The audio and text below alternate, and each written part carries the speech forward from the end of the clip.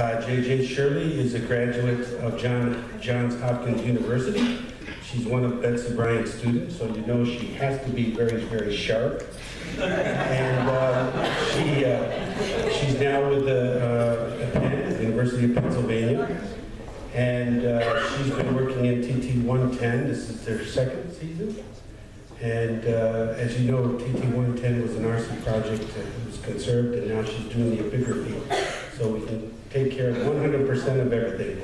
So without further ado, I'd like to introduce Shirley, Dr. Shirley.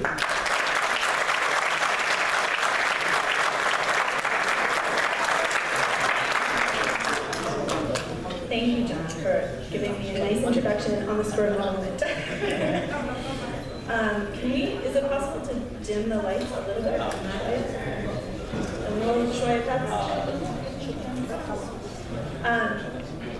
So good evening, everyone. Thank you for coming. Obviously, the lecture will be in English. I will attempt to speak slowly. I tend to speak fast when I get excited, and I'm excited about this project, but I will try to keep my pace slow.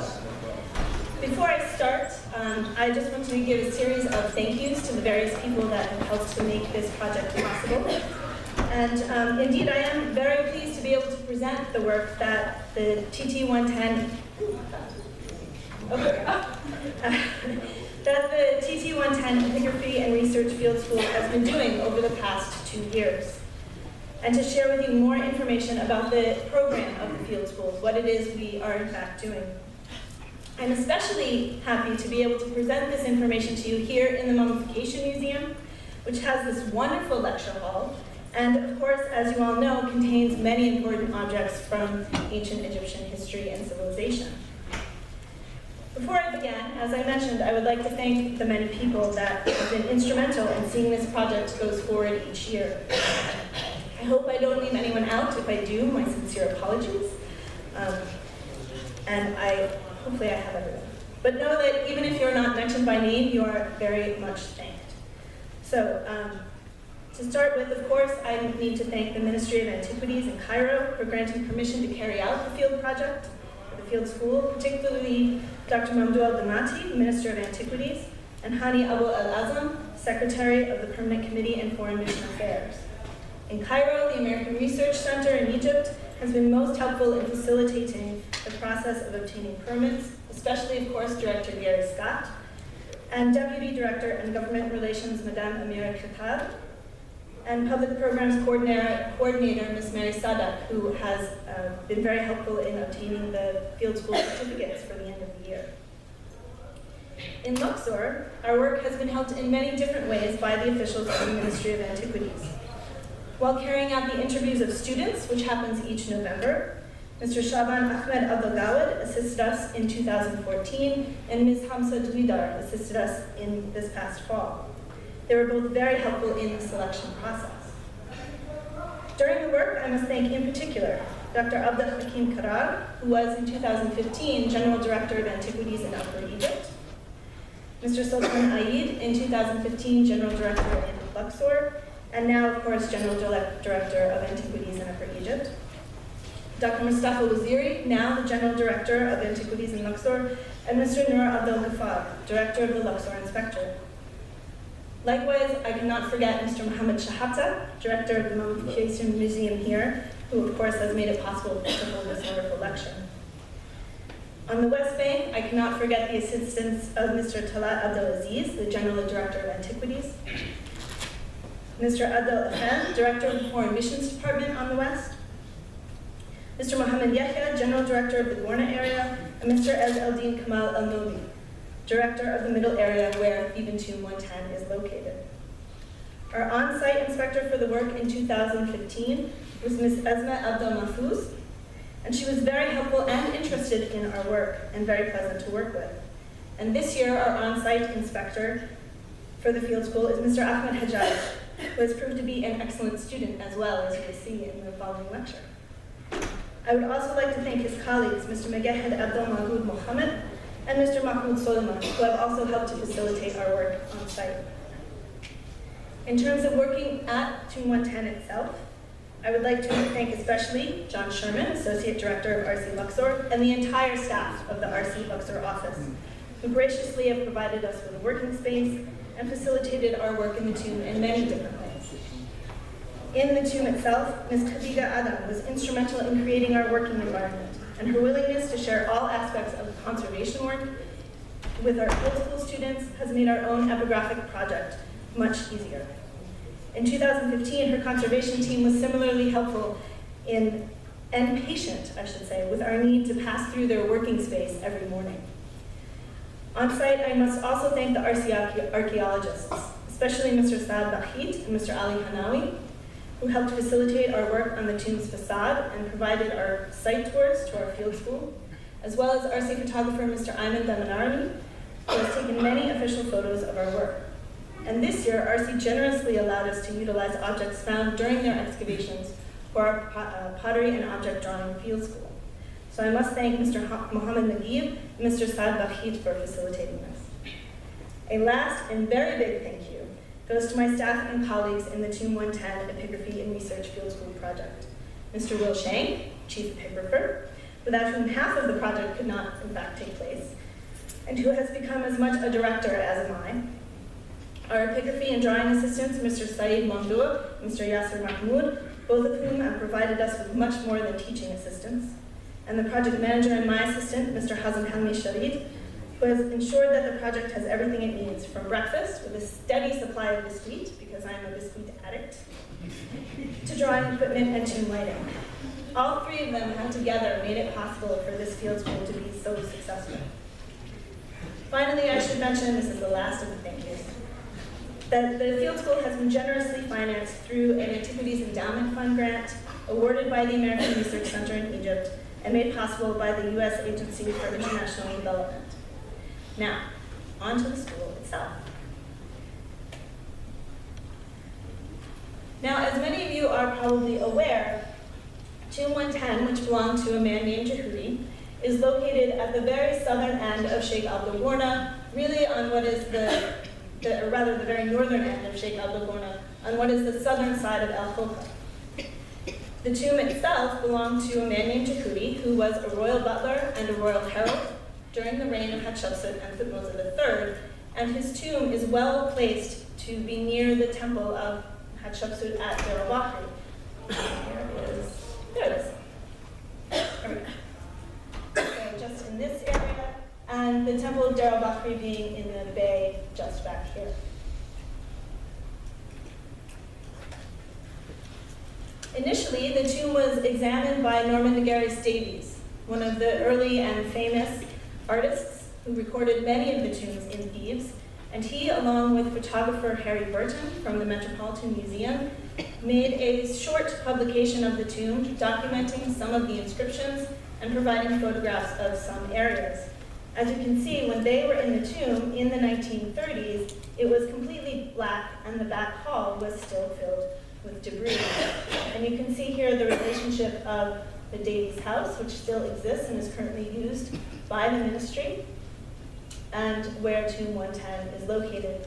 At that time also, the front of the tomb was buried under the hillside, and so entrance was in fact through the back, just here, through a break into the tomb next door, Tomb 42, which belonged to a man named Amen Mose and dates to Thutmose III Amenhotep II, so just a little bit later.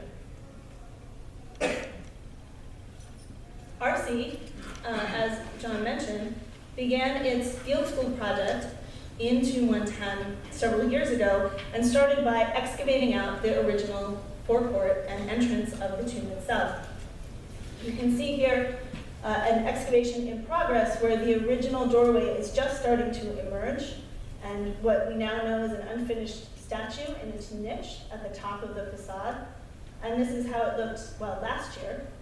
Here, the entrance to even Tomb 110, and as many of you will know, of course, they found other tombs using the same courtyard, a phenomenon which was very common in the 18th dynasty. The so-called unknown tomb right next door, and across the courtyard, the now fairly famous tombs of Ubuyu and Samut, which have beautifully painted decoration. Our own tomb, Tomb 110, as I mentioned, was very black when Davies saw it in the 1930s. And this is an image of one section of the tomb, which I took in 2002 when I first examined this tomb. This is the same wall today. This is following the work of the RC Conservation Field School, carried out under the direction of Kiosk. And you can see the really amazing results which they were able to achieve through cleaning the soot off the walls, allowing for the scenes, once buried, to actually be visible again. One of the reasons that this tomb is so interesting and so important is that its owner, Djhuty, served during the period of Hatshepsut and Thutmose III. And this is proven in the tomb by the fact that the cartouches of both kings are visible. We have them, for example, on the lunettes of the Steely on the north and south walls. In addition, we have images of Thutmose III sitting on a throne, and on one side of what is called the focal wall of the tomb, and on the opposite side, a similar image of Hatshepsut sitting on her throne. In both cases, Djhuty is offering to his kings. And this makes Tomb 110 an incredibly unique tomb in the necropolis. It is the only tomb that I'm aware of which depicts both kings, both Thutmose III and Hatshepsut.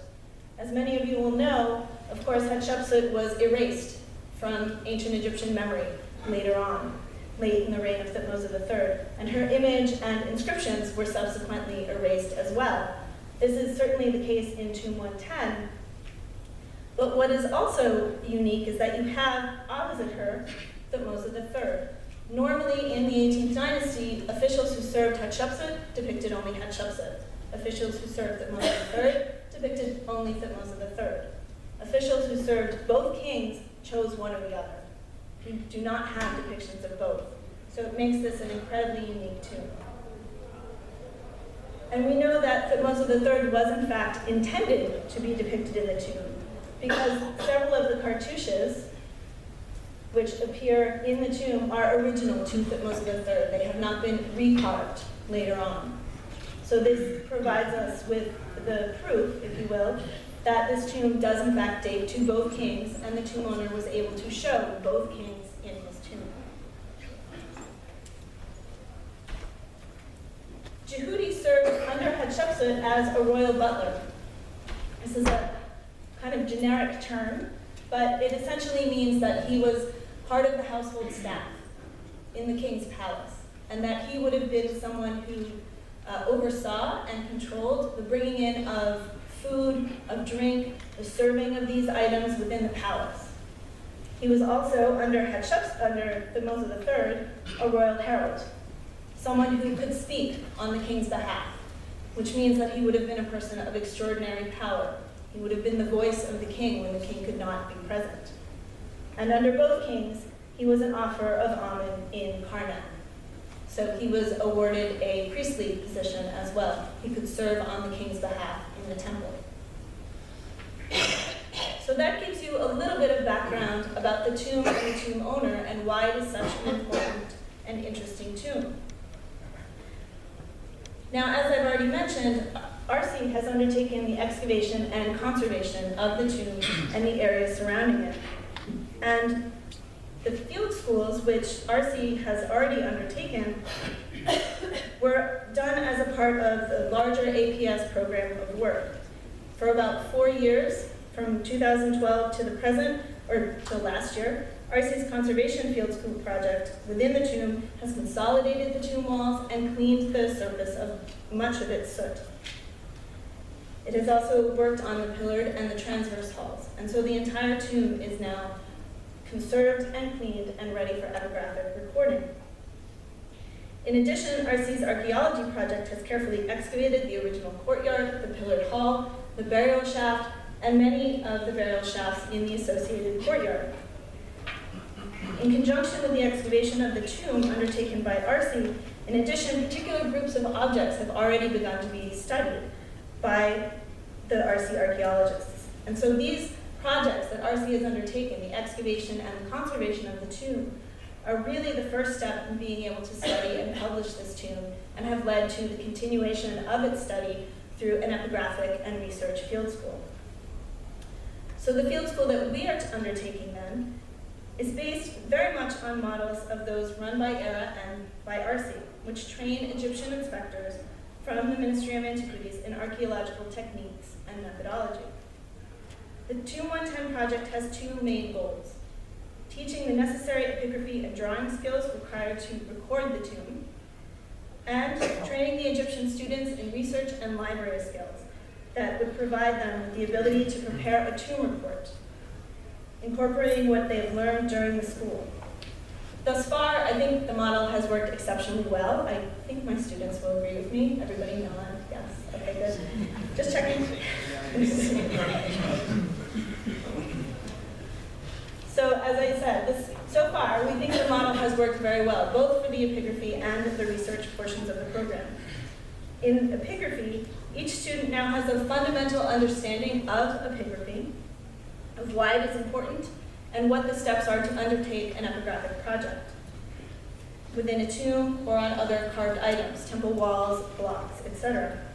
Each student is also provided with an epigraphy toolkit, which they bring away with them, so that they can continue to do epigraphic work wherever they find themselves, on their own project or on others. In addition, each student was able to completely record a small section of the tomb and produce drawings of publishable quality. And I must say that for me, the end goal is to publish the tomb in full, to do a complete publication which documents all of the walls and provides information and considered research on the tomb and its owner. And I'm very happy to say that the drawings produced by all of the students in the field school will be published as part of this publication. They're all of publishable quality. Within the context of the research program, each student has been assigned an open, published tomb to study in the Theban necropolis. And they have three main research assignments. The current group of students is finishing them at the moment, to complete by the end of the season. With these three tasks of research that they've been given, they are basically doing an independent tomb study, and at the end of the season will produce a report that they will give to their colleagues in their research tomb. And this year, we added a new component to the field school, that of pottery and object drawing, which was essentially designed for our returning students to allow them to obtain and become proficient in additional illustration skills.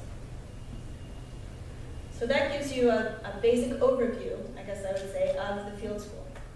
Now you get to see images of what everyone has been up to the past 2 years. This is our field school team from last year, the 2015 season. The members of the team, all of whom, with the exception of Rasha, are here because she's in Saudi Arabia with her husband. Hazem Helmi Shirley, who you've already met. Al-Bagani, Saeed Mamdour, Allah Hussein, Peter Fadi, Mr. Will, the epigrapher, Rasha Amin Ahmed, myself, and Shaima Mandoor. This year, the team has expanded slightly. Oh, and I would like to mention, actually, that the logo at the top, was designed by the students of last year. So each year, the students are also tasked with the responsibility of designing a logo for the team t-shirts. This is the one that they came up with last year, and the one they came up with this year. This year, as I mentioned, our team has expanded a little bit. We have additionally inspectors from outside of the Luxor area, Muhammad Abu Yazid from Sohag and Saeed Al-Rakabi from Kumambo.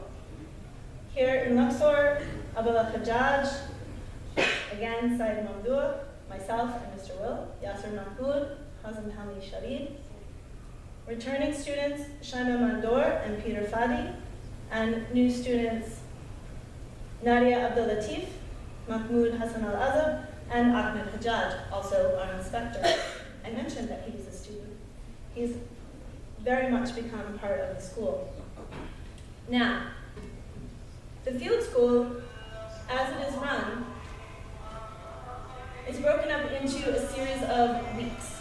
It is a 5-week program, and each week there is a designated goal to complete by the end of that week. The first week, the students spend almost entirely in lectures. They are barely even allowed to get near the tomb. And this is in part because one of the goals of the project is to provide our students with epigraphy, to provide them a complete background before the work starts. So we have lectures on the roof at RC, in the Mummification Museum, discussing various issues of epigraphy.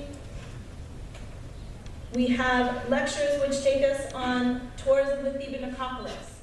Much of my own research has concentrated on the various officials who worked in the mid-18th dynasty and looking at their tomb placements, why tombs are located where they are, and what it tells us about the individuals. And so I take them on a walking tour of the necropolis, examining where these tombs are and talking about their officials. Looking at the strategic placement of tombs in relationship to each other, either visually and architecturally, or as in the case of Senimen and Senimut, almost copying each other with tombs and statues above their tombs. So it is not just spent sitting around in lecture time, but also taking extensive walks around the Theban necropolis. Throughout this week of lectures, be they in the classroom or in the field, the students are required to take notes in Arabic, in English, whatever is going to be the most useful for them in the future. And just to be sure they're doing what we ask them, we do check their notebooks for the first couple of weeks. And last year, as this year, found that the students were doing a remarkable job of comprehending difficult lectures in English and of making notebooks that would be useful for them for the future, of going back over things, highlighting various areas, explaining things that they wrote in English, again in Arabic, so that it would be clear for them in the future. Part of this first week of lectures also involves site tours given, as I mentioned earlier, by the RC Conservation and Archaeology staff. So Ms. Khadija Adam very generously spoke with our students last year and this year about their conservation work in the tomb, everything that it entailed, and their documentation process. And Saad Baqit very generously gave tours of the excavation to our field school students. Part of the lecture program of the field school also involves going to the Chicago House Library, and I must thank my Chicago House colleagues for so generously allowing us to essentially take over their library space several times a week. Part of the reason for providing a significant amount of time in the Chicago House Library is to really introduce our students to how this library functions, how an American library, and particularly the one at Chicago House, works, how to use it. To do this, they are not only given an extensive tour by myself, but also translated by Saeed Mamdouf into Arabic, so that everything is entirely clear on how the library works and how to use it, and are also given a bit of a treasure hunt, if you will, a list of books and articles that they have to find. The point of doing all of this and spending this amount of time with them is to ensure that after the field school is over, anyone wishing to continue to do research is able to do so. That they can go back and feel comfortable using the library, how to find books, and how to ask questions of the librarians. It also enables them, as I mentioned earlier, to conduct their own independent tomb research on tombs in the necropolis. So part of this is introducing them to various books which will be useful, and introducing them also to tips and tricks on how to use these books, things which I have developed through my own research, how to use indexes, the best way to find exactly what you want to know about if it's in a language you don't read very well. And then setting them on their path to do their research on their tombs. Part of their tomb research that is required is to study the epigraphy of their tombs. And to help with this, Will Shank talks them through reading epigraphy in a publication. What do the line drawings of a publication tell us, and what don't they tell us? How is it easy to use or difficult to use? And to start thinking about ways in which, once you are doing your own publication, ways in which you would do it differently. Things you would take from publications you've used and things you would change. Once they've mastered the library, so to speak, they go off to their research tombs. And in this case, they are given 3 main goals to do for their project.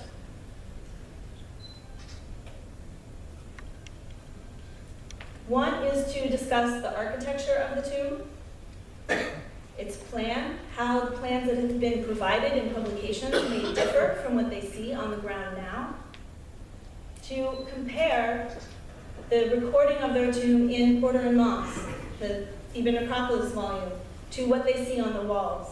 Has anything been missed? What can they take away from the Porter and Moss documentation? And finally, to analyze the epigraphy in the tomb publication against what they see on the wall. So we are using books or tombs whose publications date to the 1930s and date to 2014. So there is a range of documents and publications they are looking at. And as I mentioned, at the end, they will be giving tomb reports to their colleagues in Arabic in their tombs, pointing out things they have discovered through their independent research. Now this season, because we are a bigger group and we have returning students, we expanded to include a pottery and object drawing session, which Mr. Yasser Mahmoud is teaching. And we are very pleased and fortunate to have him doing so. As many of you, I'm sure, know, he's about to direct a field school at Carnet. So we're lucky to have taken him first. Now this, as I said, allows some of our students to attain additional illustration skills and become proficient in more ways of illustrating. Many times when you're working on an archaeological project, if you know how to draw, you'll be asked to draw everything, from bones to pots to funerary cones to the tomb walls or the temple walls. So it's critical that all of the students at least have a basic understanding of how these drawings are made. Yasser has developed, based on what Will Schenk taught him back in Giza in the old days, various steps to drawing pottery and drawing objects, which the students are given in order to help them remember exactly what needs to be done to document something properly. And I'm pleased to say that already the drawings they are producing are of high quality. Here we have Ahmed drawing a stone object of some sort. Shaima drawing a particular piece of pottery. These are, I should say, examples of the drawings they've just done, like 2 weeks ago. Azam with a very beautiful cobra figurine, and Peter with a set of wooden horns. So Yasser has tried to introduce them to a wide range of objects: pottery, stone, wood, also funerary cones, a large variety, so that they have the basic skills needed for the kinds of things you would find on excavation. Turning to the epigraphy portion of the field school, and this is what will take up the rest of our time.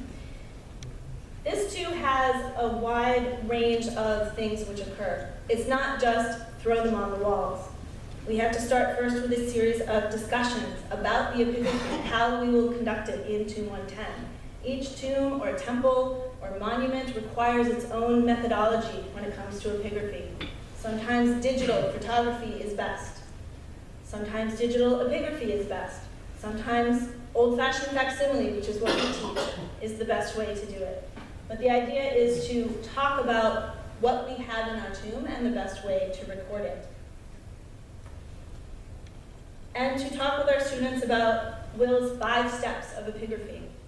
If you follow these steps, you'll catch all the information you need, and you won't leave anything out, and the importance of following them step by step by step.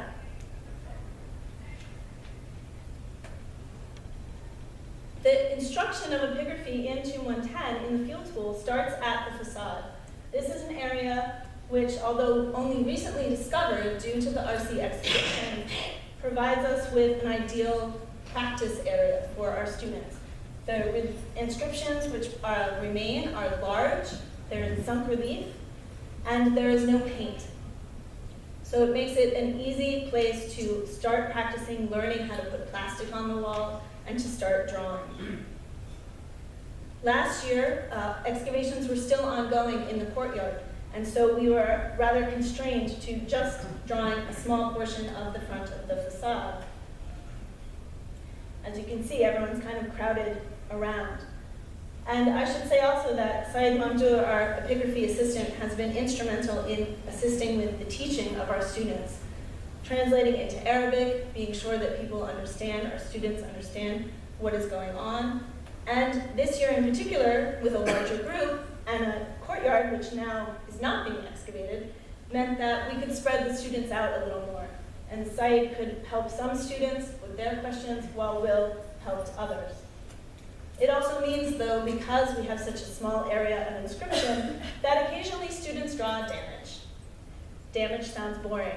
They're just drawing a stone wall, sometimes ancient, sometimes modern. But as we learned with our tomb, the damaged areas are crucial. And the ability to understand what is damaged and what is not damaged is very important when you are recording a monument. Once we get into the tomb itself and students begin to record areas of the tomb that we have assigned them, we start first again with instruction by Mr. Will, putting plastic on the wall in the tomb, ways to use the markers, where the tape goes, various things to ensure that when our students draw on the walls, nothing is damaged. We are fortunate in that the tomb is consolidated and conserved, which means the walls are very strong. We are also fortunate that we have a lot of damage, which means we have a lot of places to put tape. It makes it good. But still, in order to draw any monument, you have to know what is on the wall. You have to look very carefully. And so before our students put any plastic on the wall, they first make hand copies of the area they will record. This forces them in a way to study the section they're about to draw, so that when they start drawing it, they know exactly what to expect. The areas of damage, difficult signs, they can consult the gardener's sign list, which we keep in the tomb, and each student has a copy of. And so they can really think through the process of drawing before pen hits plastic. Our students have also come up with some very clever methods for drawing in the tomb. This is actually from, I have a pointer. There we go. This is from last year. Syed Mamdouh cleverly used our lighting string to hang his pens, scissors, torch, tape with all of his cotton swabs. I haven't seen you do that this year. And this year you have a box. So he's graduated from hanging things on the ceiling to a box on the floor. Occasionally, we don't have a good place of damage to put tape. So this year, Ahmed Hajjaj opted to tape his plastic to the ceiling by using long strips of tape that did not touch the wall itself, but still kept the plastic in place. And we also, when it comes to trying to draw more difficult areas, have been able to use some of the photographs taken by Arsi, by Ayman, to assist us in seeing what is on the wall. And hanging those photographs, or in some cases line drawings from Davies even, right on the wall next to what we're drawing is very helpful.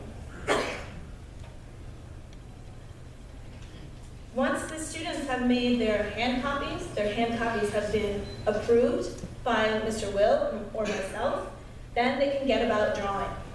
And this is a very small tomb. This is a typical T-shaped tomb, shaped like the letter T, transverse hall and a passage and a pillared hall at the back. But it is very, very small. Occasionally, the students get to spread out.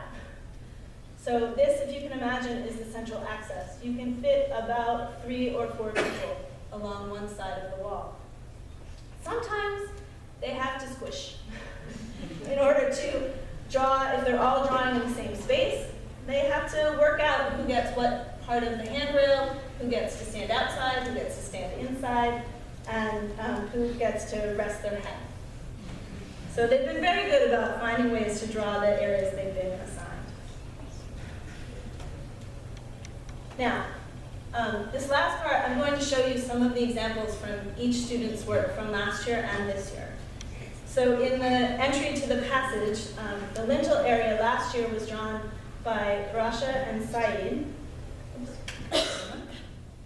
And this was particularly important because it had the cartouches of Thutmose III. And one thing I was looking for was to see, are they original or are they recarved? And the drawings by Rasha here and Said here have conclusively proven that they are in fact original to the tomb.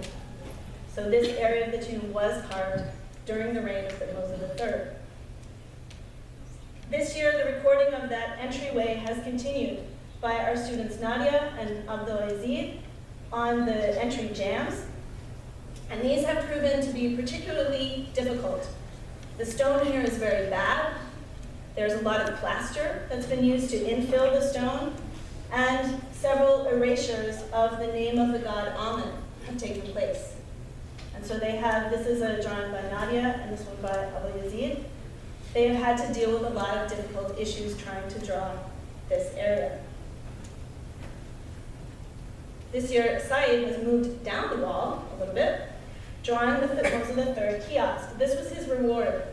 He got so good at drawing carving last year that I put him on painted scenes this year. But he has been able to produce an absolutely beautiful rendering of, or facsimile, of Thutmose III sitting in his kiosk, wearing the blue crown, with the streamers, part of the collar, and this very difficult to see and record edge of the kiosk, pillar of the kiosk, with this painted patterning. Next to the kiosk scene is a false door, again carved in the stone. Last year, Shaima began recording this area, and this year Mahmoud has continued her work.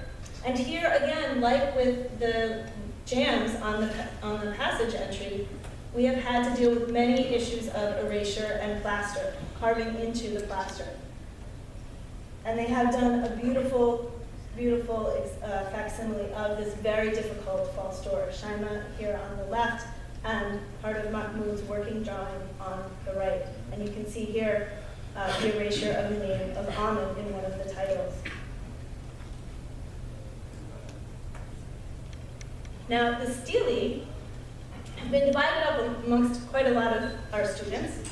They're large, and we tend to split our students into groups to facilitate being in the tomb. We can't all be in there at the same time, we just wouldn't fit. So last year, Abdelghani and Peter started on the South Steely, focusing particularly on the lunette and the beginning of the inscription.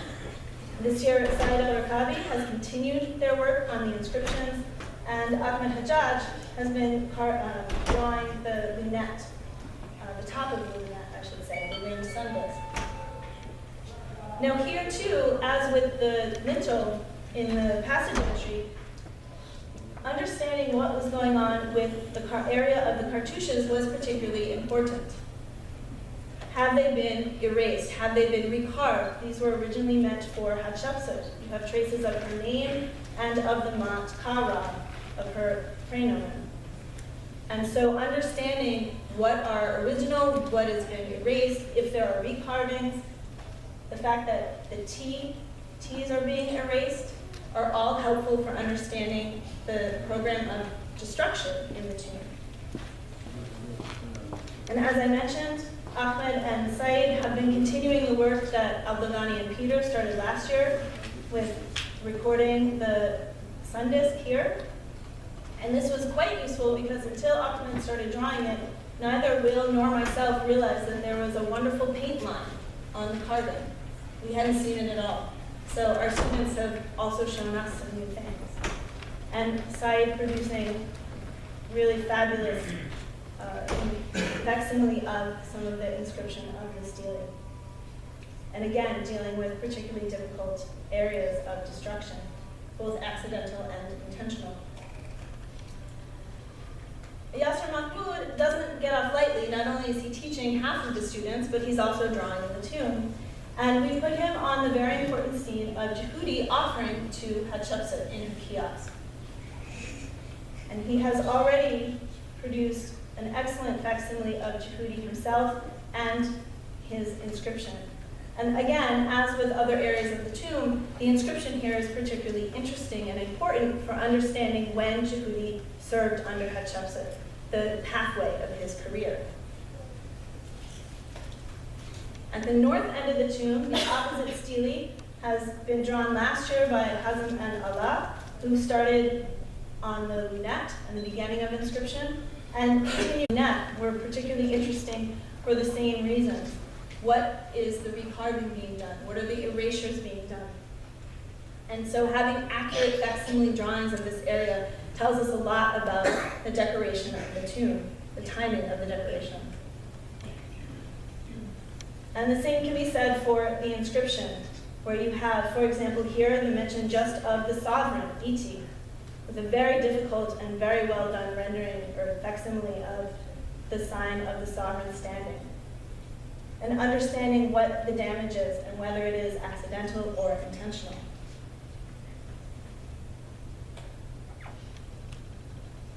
Our returning students this year, Hazem, Peter, and Shaima, like Saeed, were given painted areas of the tomb to draw, moving on from the carving.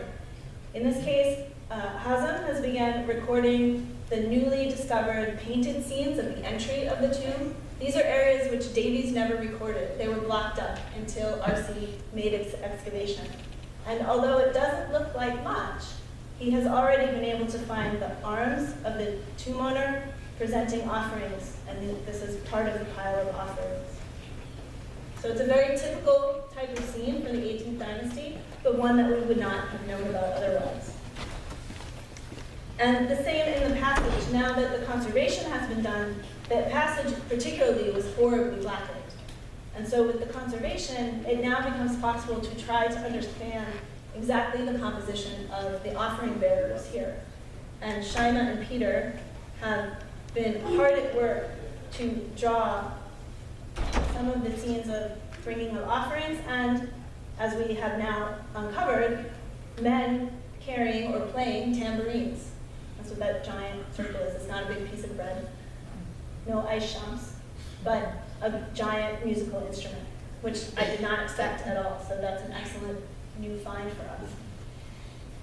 So these are just some examples.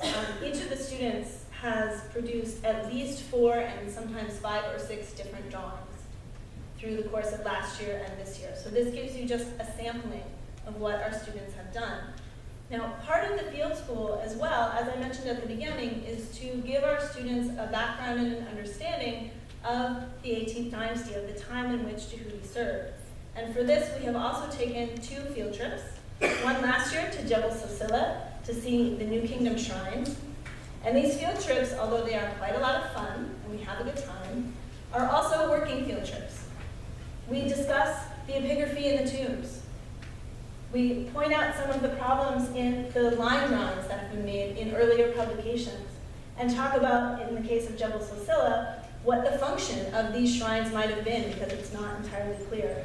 Jebel Sosila, we were also very lucky because Momin Saad was working, doing his own epigraphy project on the Ramessid shrines and Ramessid inscriptions at Jebel Sosila. So we were able to have a tour of his work and see him way up high on his scaffolding. So our students really have nothing to complain about. We might be scrunched in, but he's way up high. I think I'd rather be scrunched in. Now, Jebel Sosila was also particularly important because it shows examples of recarving. So for our students, understanding the recarving of the cartouches and the trace lines, it was useful for them to see very clear examples of this at the shrines at Jebel Sosila, where you have underneath the head of the Mat figure with her feather and the Ka arms for Mat Ka Ra, and with the men and the heifer sunk very deeply on top of them, and the same here with the Ka arms. So it gave them an excellent look at what this kind of recarving can look like. This year, we opted to go to Hierakonpolis to see the New Kingdom tombs, and we just did this yesterday, so these images are fresh, if you will. And here we were quite treated because Will Shank drew these tombs some years ago, a few years ago. And so again, it was a working field trip. We examined the walls, we were looking at the line drawings, which Will Shank had produced, and which Renee Friedman very kindly made blow-ups and copies of for us to have a look at. And our students got so involved that some of them stayed in one of the tombs looking at a Steely while the rest of us were outside catching a breeze. And we had to go back in and sort of drag them out from their discussion of this Steely. So these trips are really integral to the field school, to providing more information about the history of Djhuty and the time in which he lived. And at Hierakonpolis, it was quite, that picture didn't come quite as well as I hoped. It was quite nice to see. This is, in fact, images of painted women. Here's a nose and an ear, holding, these are the hands, holding giant tambourines. So a very similar scene to what we have in our tomb. And also an image of the tomb owner leaving his tomb. Again, very similar to what is painted in our tomb. So providing our students and ourselves with some comparanda, some examples of similar kinds of scenes. Now, not to be outdone, we stopped at the very famous Casa Pemwi Fort at Hierakonpolis on our way out. And after this, and an animated discussion about Hierakonpolis and Abydos and the Shuna El Zaviv at Abydos and its function, Yasser proceeded in the back of the bus to give a tour of his own archaeological work at Abydos, complete with portfolio. And it took about an hour of animated discussion back and forth, and the portfolio being handed over and things argued about, and I couldn't follow most of it because it was in Arabic. But it was clear that nobody wanted to stop talking about the work, to stop talking about history and excavation and epigraphy and conservation and understanding everything that is involved with interpreting ancient Egyptian monuments of any kind. So I'll just end, I have one or two more slides and then I promise I'll let you all go. Just to say that, you know, the work that our students have been doing over the past 2 years has already shed light on who Djhuty was and on the construction of his tomb. Based on the line drawings that have already been produced, I am pretty confident, I would say 95%, sure that we can say that Djhuty was a royal butler under Hatshepsut, that his tomb was begun to be decorated during her reign. He was a very favored official. He was able to portray her in his tomb. And then, after she finishes, and Thutmose III becomes sole king around year 22, Djhuty does not disappear, but becomes a favored official of Thutmose III, and is promoted to royal herald and allowed to depict this king in his tomb. And that because of this change in status for Djhuty, and because he served both kings as an important and favored official, he goes about changing parts of his tomb. He finishes the program of decoration under the reign of Thutmose III. He possibly changes some of the cartouches from Hatshepsut to Thutmose III, or starts to himself. And then later, during the program of erasure of Hatshepsut, again, names of Hatshepsut which were left and her image in the kiosk get destroyed. So we have several phases of decoration taking place. And all of this has started to become clear because of the line drawings being produced by our students. And at the very end of the season, after they've had their evaluations, which are personal one-on-one talks, basically, that Will and I and Syed and this year Yasser do with each of the students, talking about their strengths and what we think they should try to keep working on, and encouraging them to continue their studies in any area that they want. They're presented at a ceremony and a dinner with their certificates.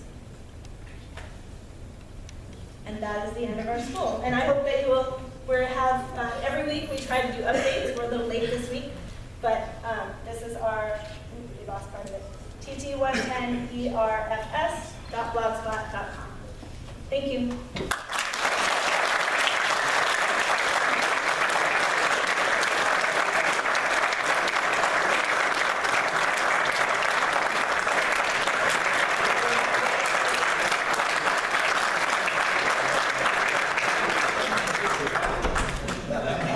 Anybody have any questions?